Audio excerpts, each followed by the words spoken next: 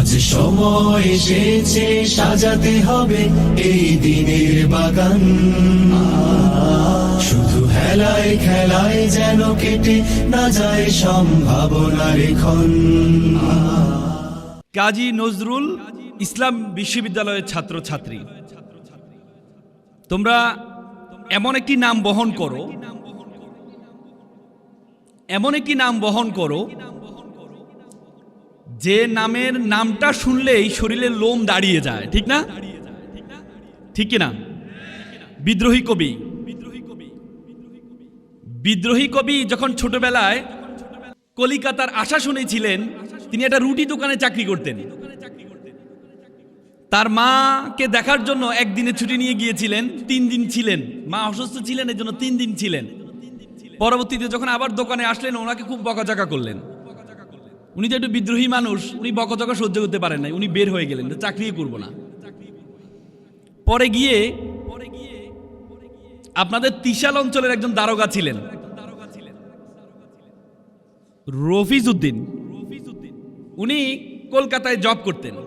ওনার ঘরের বারান্দায় শুয়েছিলেন রাতে। পরে উনি উঠার পর দেখে তাকে জিজ্ঞেস করলেন, বলল যে আমি দুদু মিয়া, আমার এই সমস্যা।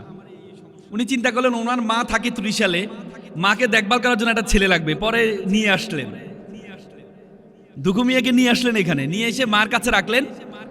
মা দেখলেন এই কাজের দিকে তার মনোযোগ নয়, তার শুধু বই পড়ার দিকে মনোযোগ। তো মা ছেলেকে বলল, এই ছেলে তো কাজের চেয়ে বইয়ের দিকে যোগ, তুমি তাকে একটা স্কুলে ভর্তি করাও। পরে এখানে আপনাদের ত্রিশালে একটা স্কুলে ভর্তি করানো হয়। ভর্তি করানোর পরে ক্লাস 8-এ যখন উনি পড়েন, তখন ফার্সি ভাষায় একটা সাবজেক্ট ছিলেন। বাঙালি যারা, তারা এটা পারতেন না, খুব বেশি ভালো পারতেন না। সবাই ফেল করলেন, একমাত্র স্টুডেন্ট যিনি 96 পেয়েছেন নাম। এখন সবাই ফেল করছেন, যিনি টিচার তারও তো একটা আত্মসম্মানের বিষয়, সবাই ফেল করলো। তো পরে 5 মার্কস বাড়িয়ে দিয়ে সবাইকে পাশ করানো হলো। কবি নজরুল গিয়ে বললো, আমাকেও 5 মার্কস বাড়া দিতে হবে। শিক্ষকরা তো বিপদে পড়লেন, পাইছে 96, 5 যদি বাড়াই তাহলে তো 100-এর উপরে চলে যায়। না, বলছে না, তোমাকে বাড়াই দেওয়া হবে না। তো সে বললো, যেখানে বৈষম্য আছে আমি সেখানে পড়বো না, কোনো বৈষম্য সমাজে আমি পড়বো না। আজকে সেই নজরুল আজকে আমাদের জাতীয় কবি হয়েছে। ব্রিটিশদের বিরুদ্ধে উনি বিদ্রোহী কবিতা দিয়েছেন। আমি চির দুর্বার দুর্বিনীত, আমি নৃশংস, আমি সাইক্লোন, আমি ধ্বংস। সেই নজরুল বিশ্ববিদ্যালয় আপনারা পড়েন। নজরুল আমাদেরকে শিখিয়ে দিয়েছেন, নজরুল আমাদেরকে বুঝিয়ে দিয়েছেন, আমরা বাঙালি জাতি হিসাবে সবসময় মনে করি সুযোগ সুবিধা মামা লাগবে বড় হওয়ার জন্য, চাকরির জন্য মামা লাগবে, ব্যবসার জন্য টাকা লাগবে। নজরুল শিখিয়ে দিয়েছেন পরিবার কেন্দ্রিক যে ব্যাকগ্রাউন্ড, পরিবার কেন্দ্রিক যে চিন্তা, তোমার মামা আছে কিনা এটা ইম্পর্টেন্ট না, ইম্পর্টেন্ট হচ্ছে তোমার ইচ্ছা শক্তি থাকলে তাহলে তুমি বিশ্ব নন্দিত হওয়া সম্ভব। আজকে শিক্ষার্থীদের মধ্যে, আমাদের মধ্যে এক ধরনের চিন্তা, আমরা সবসময় মনে করি যে আমার মামা লাগবে। আমাদের মধ্যে একটা পিছু টান আছে। তোমরা আমাকে বলো তো, বাংলাদেশের একজন প্রখ্যাত লেখক হুমায়ুন আহমেদ, তার ছেলে হুমায়ুন আহমেদের যোগ্যতার কত % পেয়েছে? কত %? 5% পেয়েছে, 1%ও পায়নি।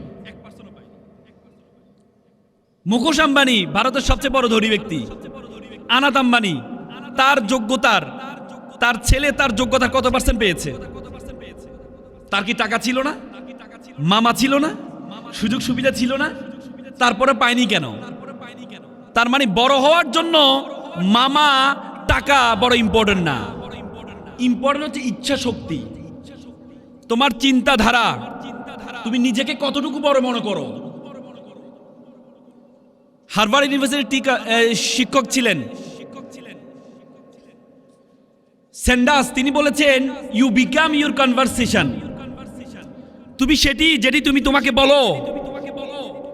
বলা হয় থাকে আমাদের ব্রেন হচ্ছে আমাদের সবচেয়ে বাধ্যগত সার্ভেন্ট। তুমি যদি ব্রেনকে বলো আমি একা, তোমার ব্রেন বলবে ইয়েস স্যার আপনি একা। তুমি যদি ব্রেনকে বলো আমি যেহেতু একা জীবন রেখে লাভ নাই, তোমার ব্রেন বলবে ইয়েস স্যার আপনি একা জীবন রেখে লাভ নাই, keep it up, keep going on. তুমি যদি ব্রেনকে বলো আমি সেরা, তোমার ব্রেন বলবে ইয়েস স্যার তুমি সেরা। তুমি যদি তোমার ব্রেনকে বলো আমার দ্বারা সবকিছু সম্ভব, তোমার ব্রেন বলবে ইয়েস স্যার তোমার দ্বারা সবকিছু সম্ভব।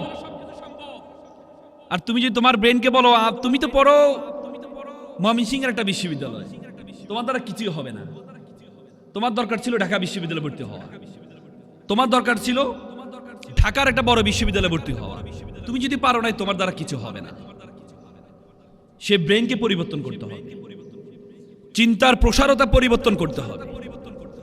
যদি চিন্তার প্রসারতা আপনি পরিবর্তন না করেন তাহলে মনে করবেন আপনি অথর্ব, আপনার দ্বারা কিছুই হবে না। পৃথিবীর সবচেয়ে বড় রাইডার কোম্পানি উবার, তাদের নিজস্ব কোনো গাড়ি নেই। গাড়ি আছে? আছে। পাঠাও, তাদের নিজস্ব কোনো গাড়ি আছে? আছে? নেই। কিন্তু তারপরেও সারা বিশ্বের 30% গাড়ি তারা কন্ট্রোল করে।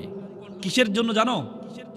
কিসের জন্য জানো? শুধু চিন্তার কারণে, শুধু চিন্তার ভিন্নতার কারণে।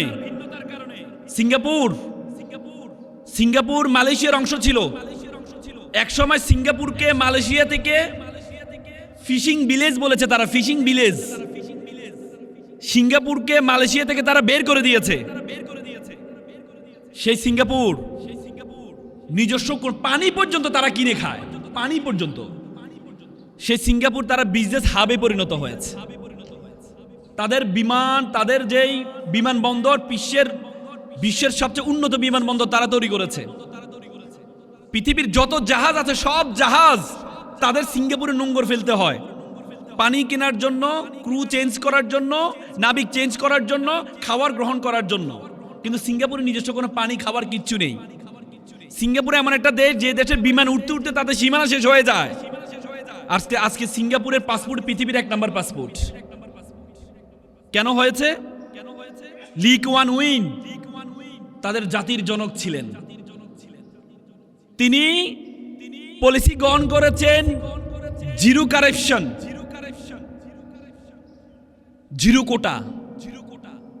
সিঙ্গাপুরে মালয়েশিয়ান লোকজন বসবাস করে, চাইনিজ লোকজন বসবাস করে, কিন্তু সিঙ্গাপুরে কোনো বৈষম্য নেই, কোনো দুর্নীতি নেই।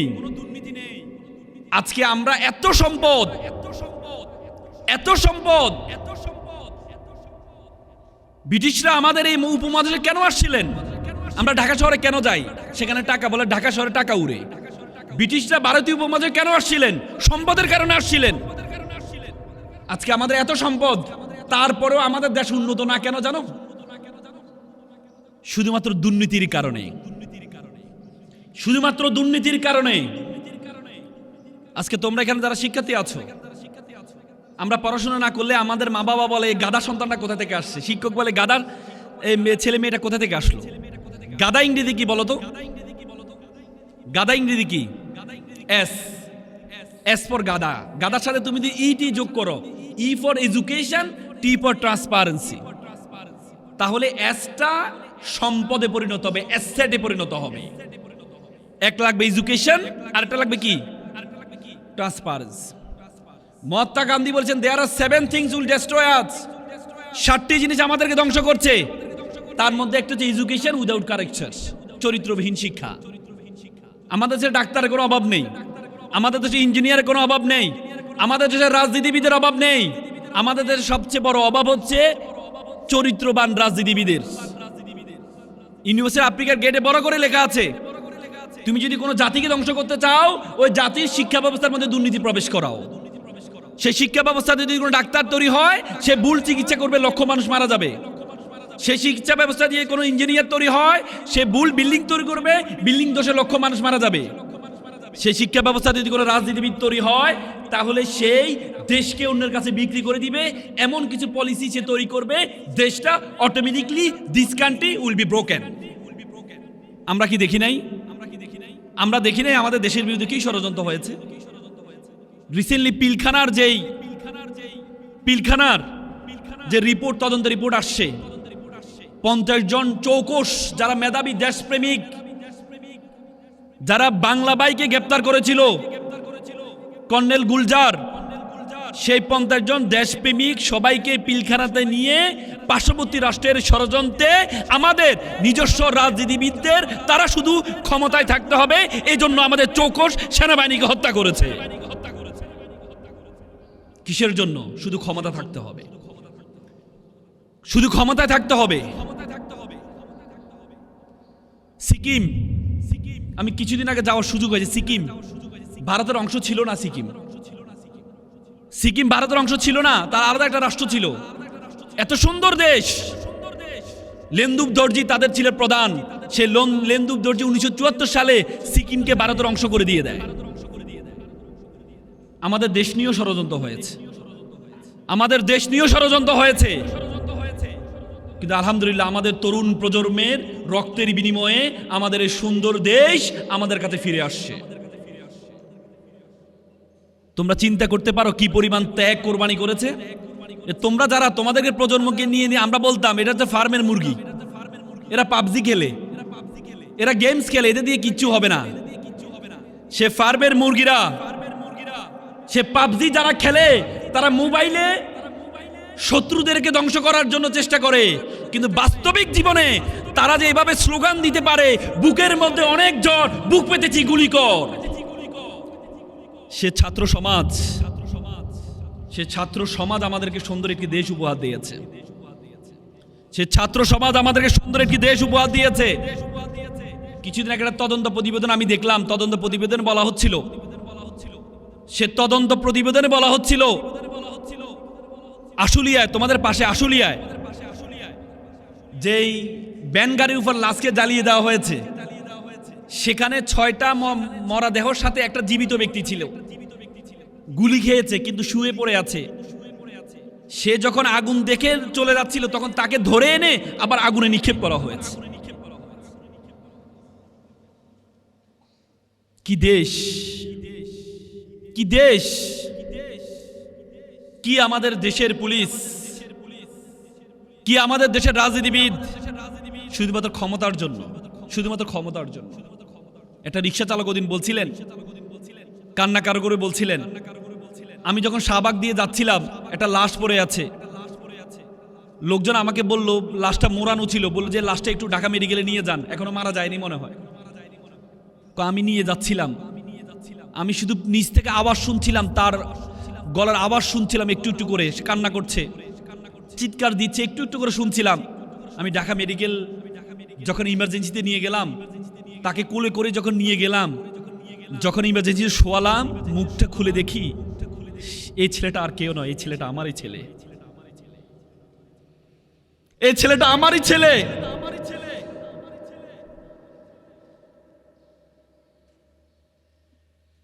পৃথিবীতে সবচেয়ে কঠিন কাজ বাবার কাঁধে সন্তানের লাশ নেওয়া। সেই সুন্দর বাংলাদেশ তৈরি করার জন্য রিক্সা চালকের ছেলেও জীবন দিয়েছে। সেই সুন্দর বাংলাদেশ করার জন্য তরুণ প্রজন্ম জীবন দিয়েছে। এই তরুণ প্রজন্ম আমাদের জন্য সুন্দর বাংলাদেশ রেখে যাওয়ার জন্য চেষ্টা করেছে, 2000 জীবন দিয়েছে। এবার যদি আমরা দেশকে সুন্দর না করতে পারি তাহলে আর জীবনে বাংলাদেশকে পরিবর্তন করা সম্ভব হবে না। দায়িত্ব তোমাদের আমাদের সকলকে নিতে হবে। আজকের রাজনীতির ক্ষেত্রে আমাদেরকে প্রত্যেককে, যারা 1000-2000 টাকার বিনিময়ে ভোট দিয়ে দেন, আপনি আপনার ভাগ্যকে তার কাছে বিক্রি করে দেন 1-2000 টাকার বিনিময়ে, সে রাজনীতিবিদের একজন পিএস 400 কোটি টাকার মালিক হয়, আর আপনি সকালে খেলে দুপুরে চিন্তা করেন দুপুরে কি খাবেন। মনে রাখবেন, যে রাজনীতিবিদ আপনাদের কাছে ভোট চাইতে আসবে, রাজনীতিবিদকে জিজ্ঞেস করবেন আপনার কোনো পেশা আছে কিনা। যদি পেশা না থাকে, মনে রাখবেন পেশাবিহীন রাজনীতিবিদ লাইসেন্স প্রাপ্ত চাঁদাবাজ। আপনি বলবেন আগে আপনার পেশা ঠিক করে আসেন, পেশা আছে কিনা আপনার। আপনার যদি পেশা না থাকে আপনি আমার কাছে ভোট চাইতে আসবেন না। আপনাদের প্রতি দায়িত্ব, 2000 জীবন দিয়ে আপনাদের কাছে দিয়ে গেছে বাংলাদেশটাকে। আজকে আপনারা অনেক সৌভাগ্যবান, এখানে যারা আছেন অনেক সৌভাগ্যবান। ঠিক 2010 সালে আপনাদের মতো নবীন ছিলাম আমি, খুব স্বপ্ন, গ্রাম থেকে আসছি, খুব স্বপ্ন নিয়ে ঢাকা বিশ্ববিদ্যালয়ে হলে উঠবো, খুব স্বপ্ন। সেদিন ছিল মেবি 10 জানুয়ারি 2010 সাল। হলে উঠবো, সূর্য সেন হল অ্যাটেস্ট, হলে উঠবো। তখন ছাত্রলীগ ক্ষমতায়। চিন্তা করলাম হলে উঠতে হলে তো তারা কিছু প্রশ্ন করে, বড় ভাইরা বলে যে প্রশ্ন করবে, ছাত্রলীগ সম্বন্ধে প্রশ্ন করবে, তারা দেখবে তুমি ছাত্রলীগ করো কিনা। অনেক প্রিপারেশন নিয়ে বিভিন্ন জিনিস পড়ে টোরে গেলাম, ভাবলাম যে নবীন বরণ করবে। রাত 10টায় গেস্ট রুম ডাকা হয়েছে আমাদেরকে, যারা ফার্স্ট ইয়ার হলে উঠবো, নবীন বরণ করছে আমাদেরকে। আজকে তোমাদের নবীন বরণ দেখে বিশ্বাস করো আমি নিজেকে ধরে রাখতে পারছি না। তোমাদের নবীন বরণ আর আমাদের নবীন বরণ। রাত 10টায় বাইরে এক একজন 3 কোয়ার্টার, 2 কোয়ার্টার, 1 কোয়ার্টার পরে সোফার মধ্যে বসে আছেন, পায়ের উপর পা তুলে। আর আমরা মনে হচ্ছে যেন কোথায় থেকে আসছি, এক জন্তু জানোয়ার। দাঁড় করালেন আমাদেরকে সবাইকে, ওনারা সোফার পায়ের উপর পা ধরে বসে আছেন আর আমাদেরকে দাঁড় করেন। কেউ একজন সিগারেট টানছেন আর কেউ একজন, চেহারা দেখে তো কি বরণ করবে আমাকে, তাদের চেহারা দেখলে তো ভয় আরো। দাঁড়ালাম, আমরা সবাই দাঁড়ালাম, আমাদেরকে প্রশ্ন করছে, 10টা প্রশ্ন করছে আমাকে। ছাত্রলীগ প্রতিষ্ঠা হয়েছে কখন, ছাত্রলীগের প্রথম সভাপতি কে, বর্তমান সভাপতি, সব তো মুখস্থ করছি। এমসিকিউতে কিছুদিন আগে পড়ে আসছি পরীক্ষা দিয়ে, ভর্তি পরীক্ষায় বিভিন্ন প্রশ্ন। একবার যা বলে আজকে কি দিবস, এটাও তো মুখস্থ করে আসছি। শেখ মুজিবুর রহমান প্রত্যাবর্তন দিবস। শেখ মুজিবুর রহমান প্রত্যাবর্তন দিবস বলার পরে আমার দিকে এভাবে তাকালেন। আমি বললাম কি রে ভাই, ভুল তো বলি নাই, প্রশ্ন তো যেভাবে প্রশ্ন পাইছি উত্তর তো সেভাবে দিয়েছি। সবাই দেখি মানে আমার দিকে এমন ভাবে তাকাচ্ছেন, বলে যে ছুরি নিয়ে হাত কাটবো, পা কাটবো। আমি কি রে ভাই, কি ভুল করলাম? জিয়াউর রহমান তো বলি না, শেখ মুজিবুর বললাম। বললো যে তোর এত বড় সাহস, তুই জাতির জনক বঙ্গবন্ধু বলিস নাই? আরে বাবারে, বইতে তো আর এত বড় লেখা নাই। এমসিকিউ পড়ছি, ওখানে তো লেখা আছে শেখ মুজিবুর রহমান প্রত্যাবর্তন দিবস, জাতির জনক বঙ্গবন্ধু শেখ। আমরা অনেক বলেন জাতির জনক বঙ্গবন্ধু শেখ মুজিবুর রহমান, মানে আমরা তো লকব বলি না, সারা গায়ে চুলকানি, গায়ে গায়ে খড়খড়ানি, কত কিছু বলি না আমরা ঘোষণা দেওয়ার আগে। হ্যাঁ, তো ভাবলাম এবার তো তারা প্রত্যেকে মনে আমার হাত পা কেটে ফেলবে। আমি তো নতুন নবীন গ্রাম থেকে আসছি, কি বলবো, দাঁড়ায় আছি। তাদের অ্যাপ্রোচ দেখে আমি বেহুশ হয়ে পড়ে গেছিলাম সেদিন। পরবর্তীতে আমাকে দ্রুত নেওয়া হয়। আবার প্রত্যেকটা হলে তাদের আবার 2টা গ্রুপ থাকে, একটা হচ্ছে সভাপতি গ্রুপ, একটা সেক্রেটারি গ্রুপ। তো সভাপতি গ্রুপের বাড়ি ছিল কুমিল্লা, নাম ছিল সাইদ মজুমদার। আমি চিন্তা করি আমার বাড়ি কুমিল্লা, তার গ্রুপে উঠলে মনে হয় আমি একটু সেফ থাকতে পারবো। মানে দেখি যে কি নির্যাতনটা করলো আমাকে। পরে সেক্রেটারি গ্রুপ পরের দিন পত্রিকা দিয়ে দেয় যে নবীনকে নির্যাতন করে সভাপতি সাইদ মজুমদার নির্যাতন করেছে, মানে তারাই। তো পরে সভাপতি আমাকে ডাকছে, ভাই বেটা তুই এমন করলি কেন? যে ভাই আপনি আমার এলাকার মানুষ, সবাই বলছে আপনি ভালো মানুষ, আপনি আমার এলাকার মানুষ, এই জন্য আপনার হলে আপনার গ্রুপে উঠলাম, আপনি আমাকে কি করলেন? তুই এমন করলি, তুই তো আমার রাজনীতি শেষ করে দিলি। আমি ভাবছি তোরা আমি নেতা বানাবো, তুই আমার এলাকা, তুই অস্ত্র টস্ত্র ধরতে পারিস কিনা, তোর সাহসটাও আছে কিনা, এগুলো দেখার জন্য তোরা একটু পরীক্ষা করলাম। তাই বললাম তো আগে বলে দিবেন না যে তোরে পরীক্ষা করবো, তাহলে প্রশ্নটা ফাঁস হয়ে গেলে তো আমি নিজেকে একটু সেফ রাখতে পারতাম। আপনি যেভাবে ওপেনলি আমাকে বললেন হাত কাট পা কাট, আমি তো নিজেকে আর ধরে রাখতে পারি না যে হাত পা, আর আপনাদের চেহারা দেখলে তো চেহারাই। তার মানে তখন নবীনদেরকে শিখানো হতো যে তুমি কিভাবে নেতা হইবা, অস্ত্র ধরতে পারো কিনা, তোমার সাহস কতটুকু, কলিজা কতটুকু, সেটা দেখা হতো। আজকে তোমরা অনেক সৌভাগ্যবান, তোমরা আজকে অনেক সৌভাগ্যবান। You are very lucky, you are very lucky যে তোমাদের কাজকে বরণ করে নিচ্ছে সুন্দর করে। এজন্য এই যে দায়িত্ব, যারা দায়িত্বটা পালন করছে, এই সুন্দর বাংলাদেশ পাওয়ার জন্যই আমাদের 2000 শিক্ষার্থী জীবন দিয়েছে। বুঝতে পেরেছ? তো সুতরাং দায়িত্ব কত বা আছে কিনা? আছে, আছে। আজকে তোমরা এখানে শিক্ষার্থী আছো, তোমরা মানে you must mind it, this is the beginning. You must mind it, this is the beginning, it's a very very beginning of your journey. তোমাদের জীবন মাত্র শুরু হয়েছে, তোমাদের জীবন মাত্র শুরু হয়েছে। You have to compete not only in Mymensingh city. You have to compete all over the country. You have to compete all over the world. You have to truly think you are global citizen.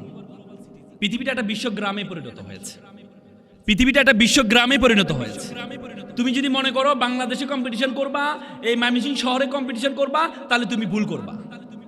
You have to compete all over the world.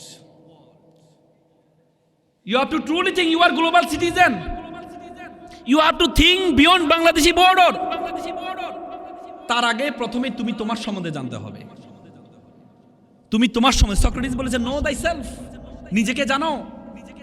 আল্লাহ কোরআন বলেছে ওয়াফি আনফুসিকুম, তুমি তোমাকে জানো। উপমহাদেশের সেরা কবি ফরিদুদ্দিন বলেছেন উনসু মাতলু বেদা হাত দরগাহা হার তুরিগো বাজে গো খুদ্দেশা। বলে পৃথিবী যাকে খুঁজে বেড়াচ্ছে তুমি সেই ব্যক্তি, তুমি তোমাকে খুঁজে বের করো। তুমি যদি তোমাকে খুঁজে না বের করতে পারো তাহলে তুমি মনে করবা আল্লাহ তাআলা তোমাকে অনর্থক সৃষ্টি করেছেন, আল্লাহ তাআলা তোমাকে চমৎকার আকৃতি দিয়ে সৃষ্টি করেছেন।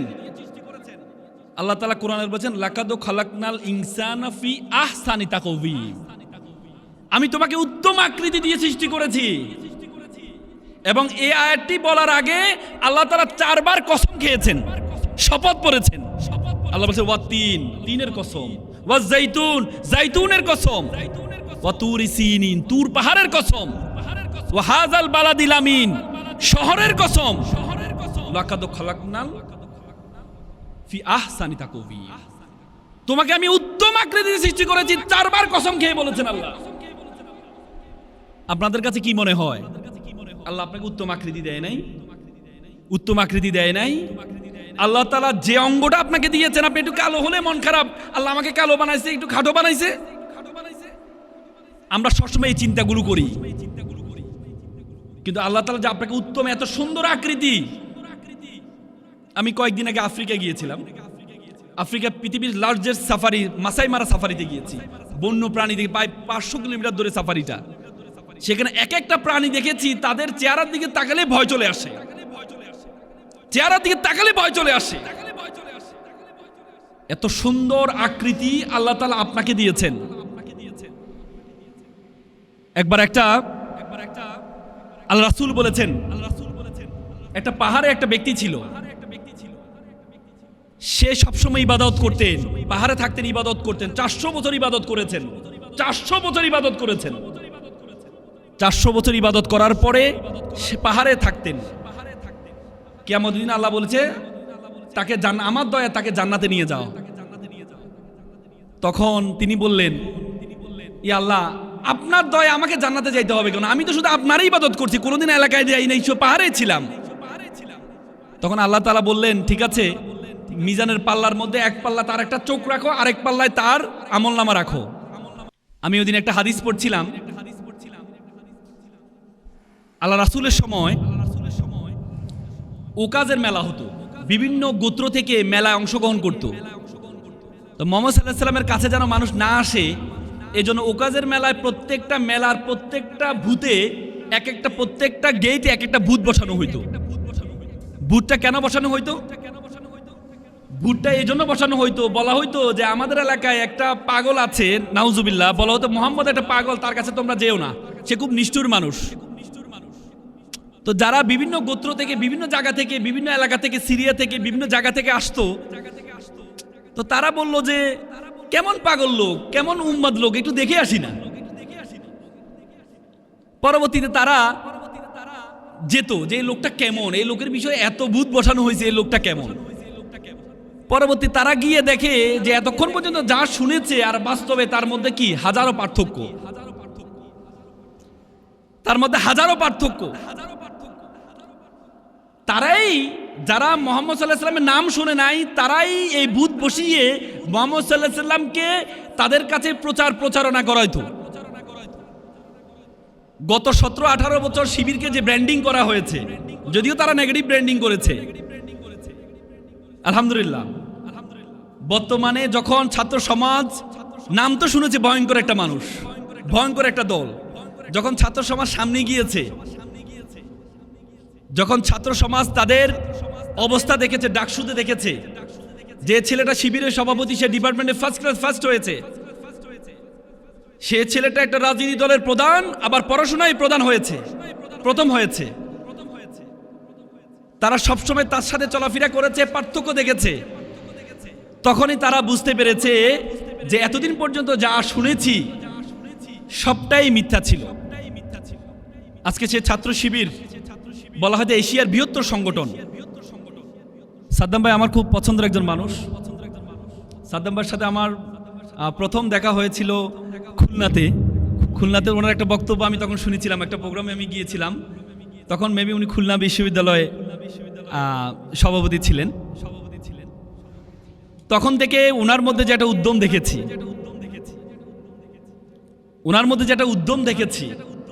ওনার পড়াশোনার যেই গভীরতা দেখেছি সেটি আমাকে অনেক মুগ্ধ করেছে। আজকে বাংলা ইসলামী ছাত্র শিবিরের মতো একটা বৃহৎ সংগঠনকে পরিচালনা করছেন। আমি তোমাদেরকে যেটি বলার চেষ্টা করেছি সেটি হচ্ছে তুমি তোমার সম্বন্ধে একটু ধারণা নিতে হবে। তোমরা জানো তাহলে একটা অপটিক্যাল ফাইবার স্টেশন করা হয়েছে, সেটি হচ্ছে আমাদের কক্সবাজারে হয়েছে। সে অপটিক্যাল ফাইবার স্টেশনের সেটি সেই স্পেন, পর্তুগাল হয়ে সিঙ্গাপুর, মালয়েশিয়া হয়ে, ফিলিপাইন হয়ে আমাদের কক্সবাজারের সাথে যুক্ত হয়েছে, পরবর্তী গাজীপুরের হাইটেক পার্কের সাথে যুক্ত হয়েছে। সে অপটিক্যাল ফাইবারের দূরত্ব ছিল 17,500 kilometre. 17,500 kilometre optical fibre cable দিয়ে পুরো পৃথিবীটা আমাদের হাতের মুঠে চলে আসছে। আজকে আমেরিকা কি করছে আমরা এখান থেকে দেখতে পাচ্ছি। আজকে আমরা এখানে কি করছি, আমেরিকার মানুষ ফেসবুকে লাইভের মাধ্যমে দেখতে পাচ্ছে, একটি মাত্র অপটিক্যাল ফাইবারের কারণে। বিজ্ঞান বলে আমাদের মাথায় 2 কোটি নার্ভ আছে, বল যে একটা নার্ভের সাথে আরেকটা নার্ভকে যদি যুক্ত করা হয় তাহলে এটা দূরত্ব হবে 2 লক্ষ মাইল। তার মানে মাত্র 17,000 কিলোমিটার দিয়ে পুরো পৃথিবীটা আমাদের হাতের মুঠে চলে আসছে। 2 লক্ষ কিলোমিটার যে নার্ভ তোমার মাথার মধ্যে আসছে, এইটা দিয়ে পুরো বিশ্ব জগৎ তোমার হাতের মুঠের মধ্যে চলে আসবে। ধারণা আছে বিশ্ব জগৎ সম্বন্ধে? আমাদের এই পৃথিবীর আয়তন কত জানো? এই পৃথিবীর আয়তন কত জানো? 52 কোটি বর্গ কিলোমিটার। এই 52 কোটি বর্গ কিলোমিটার পৃথিবীতে 7টি মহাদেশ আছে, 5টি মহাসাগর আছে। এই 52 কোটি বর্গ কিলোমিটার পৃথিবীটাকে আমরা যেই সূর্যটা দেখতে পাই, এই সূর্যের মধ্যে যদি ঢুকিয়ে দেওয়া হয় তাহলে 13 লক্ষ পৃথিবী ঢুকিয়ে দেওয়া সম্ভব। আর সূর্য একটা নক্ষত্র। বলা হয় যে একটা নক্ষত্র আছে জুয়েস ব্যাটেল। সে জুয়েস ব্যাটেল যে নক্ষত্র, এই নক্ষত্রটার আয়তন হচ্ছে সূর্য থেকে 33 কোটি গুণ বড়। সুবহানাল্লাহ বলবা না? বলবা না? হাদিসে আছে আলহামদুলিল্লাহ সুবহানানে তামলা ওয়া তামলানে ফিল মিজান। যে ব্যক্তি একবার সুবহানাল্লাহ পড়বে, একবার আলহামদুলিল্লাহ বলবে, আসমান এবং জমিনে যতটুকু ফাঁকা আছে ততটুকু সওয়াব তার আমলনামা দেওয়া হয়। শুধু ছেলেরাই আমলনামা দরকার, মেয়েদের দরকার নেই। তোমাদের দরকার নেই? সবাই বলো সুবহানাল্লাহ। এই বিশ্বজগতে আল্লাহ তাআলা তোমাকে আমাকে বলেছেন কুনতুম খায়রা উম্মাত। আল্লাহ বলেছে you are the best nation, you are the noblest nation. Allah বলেছে বিশ্বজগতে যা কিছু আছে আমি সবকিছু তোমার জন্য সৃষ্টি করেছি। হুয়াল্লাযী খালাকা লাকুম মা ফিল আরদি জামিয়া। এই বিশ্বজগতে যা কিছু আছে আমি সবকিছু তোমার জন্য সৃষ্টি করেছি। আর তোমাকে আমি সৃষ্টি করেছি কিসের জন্য? ওয়ামা খলাকতুল জিন্না ওয়াল ইনসা ইল্লা লিয়াবুদুন। আর তোমাকে আমি সৃষ্টি করেছি শুধুমাত্র আমার ইবাদত করার জন্য। I created everything for you and you are created only worship of Almighty. আমরা ইবাদত বলতে আমরা বুঝি শুধুমাত্র নামাজ পড়া ইবাদত, রোজা রাখা ইবাদত, হজ করা ইবাদত না। জ্ঞান অর্জন করা সবচেয়ে বড় ইবাদত। ইসলামের প্রথম স্লোগান সেটি হচ্ছে ইকরা, পড়ো। প্রথম স্লোগান ছিল পড়ো। আল্লাহ কোরআনে বলছে হাল ইয়াস্তাবিল্লাযীনা ইয়ালামুনা ওয়াল্লাযীনা লা ইয়ালামুন। Who knows and who doesn't know all are not same. যারা জানে এবং যারা জানে না তারা এক নয়। আল্লাহ তাআলা নামাজের কথা কোরআনে 83 বার বলেছেন, 83 বার জ্ঞান অর্জন করার কথা বলেছেন। Each and every religion, আপনি যদি হিন্দু ধর্মে দেখেন, হিন্দু ধর্মের বেদ, ঋগ্বেদ, যজুর্বেদ, অথর্ববেদ, সমবেদ, বেদ শব্দের অর্থ হচ্ছে জ্ঞান। বেদ শব্দের অর্থই জ্ঞান। বেদে বলা আছে অত বিদ্যাস তপস্বী, বিদ্যা অর্জন করা সবচেয়ে বড় তপস্যা। ওল্ড টেস্টামেন্টে বলেছেন gathering of knowledge is the worship of Almighty. বাইবেলে বলেছে তুমি যদি নলেজ অর্জন করো এটা সবচেয়ে বড় ওয়ার্শিপ। তো সুতরাং আজকে তোমরা এখানে জ্ঞান অর্জন করার জন্য আসছো, তোমাদেরকে জ্ঞান অর্জন করতে হবে, জ্ঞান অর্জন করতে হবে। আজকে তোমাদেরকে আমি 4টি পরামর্শ দিয়ে আমার কথা শেষ করব। তোমরা জানো বিল গেটসের নাম শুনেছো না? বিল গেটসের মা ছিল মেরি ম্যাক্সওয়েল গেটস। বিল গেটসের একটা বই আমি পড়েছি, রোড অ্যাহেড। সে বইয়ে তার মা তাকে ছোটবেলা 4টি পরামর্শ দিয়েছেন। তার মা তাকে বলেছেন বাবা you have to be exceptional, তোমাকে ব্যতিক্রম হইতে হবে। দ্বিতীয় হচ্ছে ড্রিম বিগার, তোমার স্বপ্ন হবে বড়। তৃতীয় হচ্ছে বি ইন্ডাস্ট্রিয়াস, তোমাকে পরিশ্রমী হইতে হবে। চতুর্থ হচ্ছে রিড বুক, প্রচুর বই পড়বা। বিল গেটস বইতে লিখেছেন আমার মায়ের 4টি পরামর্শ আমার জীবনকে পরিবর্তন করে দিয়েছে। তিনি বলেছেন তিনি অক্সফোর্ডের ছাত্র ছিলেন। তিনি যখন অক্সফোর্ডে ফার্স্ট ইয়ারে পড়েন,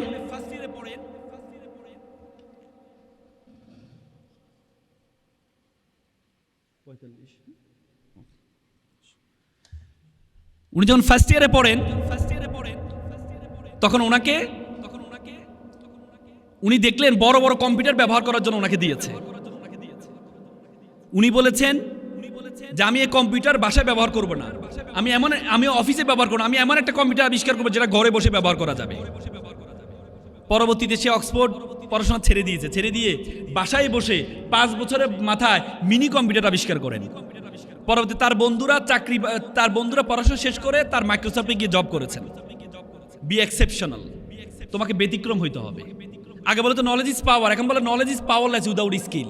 দক্ষতাবিহীন নলেজের কোনো ভ্যালু নেই। দক্ষতাবিহীন নলেজে কোনো ভ্যালু নেই। তোমাকে এমন একটা গুণ অর্জন করতে হবে যে গুণটা 10 জন থেকে তোমাকে পার্থক্য করবে। আগে বলো তো it's time for GK, general knowledge, আর এখন বলে it's not time for GK, it's time for SK, special knowledge. তোমাকে স্পেশাল নলেজ গ্যাদারিং করতে হবে। যারা সব জানে তাদের দুনিয়াতে খাওয়া নেই, যারা একটা জিনিস ভালো করে জানে তাদের দুনিয়া খাওয়া বেশি। তোমরা দেখো যারা প্রাইমারি স্কুলের শিক্ষক তারা সব সাবজেক্ট পড়ায়, তারা বেতন পায় 20,000 টাকা। আর কলেজে শিক্ষক পড়ায় 2-3 ঘন্টা একটা সাবজেক্টে পড়ায়, তাদের বেতন 50,000-60,000 টাকা। তার মানে একটা জিনিসকে ভালোভাবে জানতে হবে।